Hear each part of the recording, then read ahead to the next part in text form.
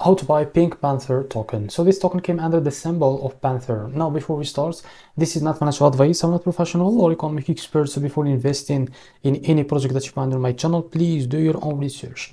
Now, before going on buy this token, make sure to check the Rex account and keep following the updates about this token. And don't forget to check their Telegram channel too. As you can see, this token is available on the screener. It created 13 hours ago and increased by 800% in the last 24 hours. This token trending #1 in the Solana section. To be able to buy this token, it's easy and simple. Now, copy the token address from here and open your fund wallet. For that, I will just log into my wallet first to be able to buy this token. Now, after that, what you need to do, click here on swap. Make sure that you have enough Solana on your wallet. Now, click here as you can see and paste the token address here and click on your token. Now here you can type how much you want to buy. So here you will be able to see how much you receive next to the token. Now to select the provider, click on price. Now click on the provider and select the Jupiter as a provider and click on apply.